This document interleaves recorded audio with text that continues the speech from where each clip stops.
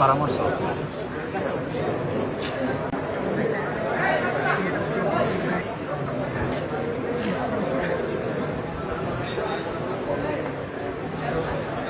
কোনো টাকা পয়সা লাগে না, নিজের যোগ্যতায় চাকরি পেয়েছি, আলহামদুলিল্লাহ লাখ লাখ শুকরিয়া।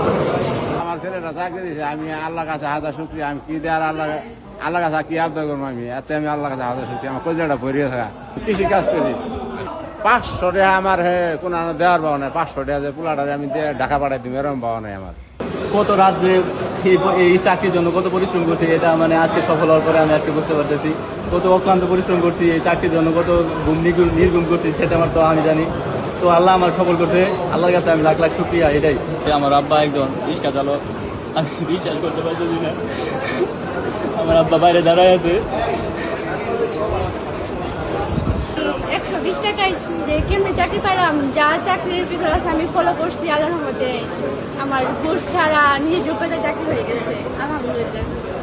কেউ চাকরিজীবী না, আমি ফার্স্ট সরকারি চাকরি করতেছি আলহামদুলিল্লাহ। আমার পরিবার অনেক, সবাই অনেক বেশি। আমি প্রথমে এটা আবেদন করি, অ্যাপ্লাই করার পর আমি এখানে দৌড় টেকার পর তারপরে পরীক্ষা দেই। পরীক্ষার মাধ্যমে আমি উত্তীর্ণ হই। এমনিতে এখানে ভাইবা দিই, ভাইবাতেও আমি খুব ভালো আনসার দিতে পারছি। এবং এখানে আমি অ্যাপ্লাই করার সময় 2বার অ্যাপ্লাই করতে হইতে 112 টাকা খরচ হয়। এই 112 টাকার মাধ্যমে আমি চাকরিটা পেয়েছি। দেশের মানুষের জন্য সেবা করব এবং দেশের এবং পুরা বাংলাদেশের জন্য শান্তি এবং সেবায় নিয়োজিত থাকিব। এরকম একটা ইচ্ছা নিয়ে ছোটো থেকে বড় হয়েছি। আমি কোনো দালালের হাত ধরি না, আমি নিজের মেধায় নিজের যোগ্যতায় 120 টাকা দিয়ে চাকরি নিয়েছি। আপনারা সবাই আমাদের জন্য দোয়া করবেন। আমি খুব খুশি হয়েছি।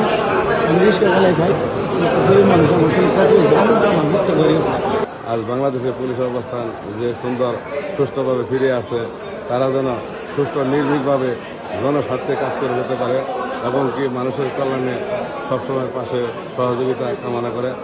আসলে আমাদের এই পুলিশের যে মেসেজটা আমরা সবসময় বলার চেষ্টা করি যে আমাদের এই নিয়োগ প্রক্রিয়া এবং আমাদের যে ডিপার্টমেন্টাল যে প্রমোশনের প্রক্রিয়া, এটা এখন শতভাগ স্বচ্ছতা এবং শতভাগ মেধার ভিত্তিতে, যোগ্যতার ভিত্তিতে হয়ে থাকে।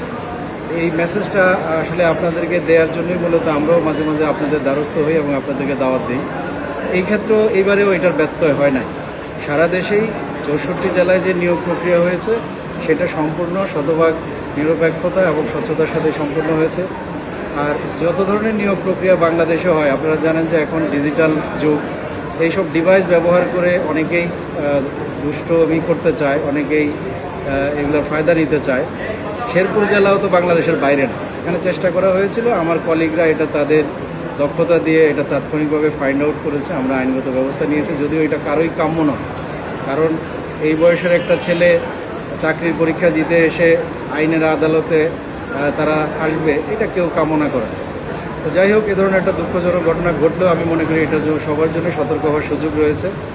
এখানে আমরা টোটাল আবেদন পেয়েছিলাম, যখন আমরা 1 মাস আগে শুরু করি, মাঠ পর্যায়ে 2192 জন আমাদের এখানে টোটাল আবেদন করেছে এবং তারা শতভাগ এই মাঠে এসে পরীক্ষা দিয়ে 395 জন উত্তীর্ণ হয়েছে। 395 জনকে আমরা অ্যাডমিট কার্ড দিয়েছিলাম। তো 395 জনের মধ্যে ধরেন 389 এরকম সংখ্যাটা হবে যারা রিটেন পরীক্ষা দিয়ে 85 জন এই রিটেন পরীক্ষা উত্তীর্ণ হয়েছে। এটার আরও অন্যান্য ধাপ আছে, সবগুলো বলতে গেলে সময় লাগবে। এইটার কিন্তু একটা বড় অংশ প্রক্রিয়া সম্পন্ন হয় কেন্দ্রীয়ভাবেই, আমাদের পুলিশ হেডকোয়ার্টার্সে এই খাতাগুলো কোডিং করে নিয়ে যাওয়া হয়, ওখানে খাতা দেখা হয়, আবার কোডিং করে এটা ফেরত দেওয়া হয়। এবং সেইটার জন্য আরেকটা টিমও আসে পুলিশ হেডকোয়ার্টার্স থেকে বারবার, একজন পুলিশ সুপারের নেতৃত্বে। এক্ষেত্রেও তাই হয়েছে। ওনারা এই টেবুলেশনটা করে দেওয়ার পরে শুধুমাত্র ভাইভাটা আমরা এখানে আমাদের ময়মনসিংহ রেঞ্জের সম্মানীয় ডিআইজি স্যার যে এখানে টিম করে দিয়েছেন, ইনি হচ্ছেন এডিশনাল এসপি জামালপুর জেলা, ইনি হচ্ছেন এডিশনাল এসপি নেত্রকোনা জেলা। ওনারা সহ আমার এই কমিটি আমরা এই কাজটা এখন সম্পূর্ণ করেছি। তারপরে বিভিন্ন জায়গায় রিটেন পরীক্ষা নিয়েছি, তারপরে আজকে সব ভাইবা নিয়েছি। তো ভাইবা নেওয়ার পরে আসলে খুব বেশি কাজ থেকে সব থেকে বেশি সহযোগিতা করেছে এই যারা চাকরি প্রার্থী। প্রক্রিয়া এটা সরকারের মধ্যে এটা স্বচ্ছ আর বেস্ট তাদেরকে চুজ করতে পারে। আমরা এই পর্যায়ে উদ্দেশ্য একটা কথা বলবো।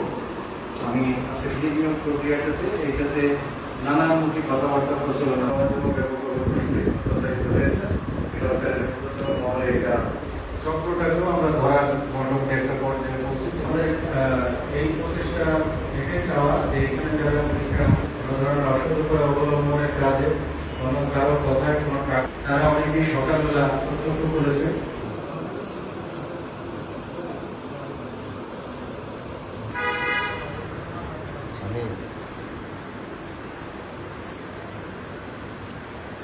এটা বাক্সটা খুলো।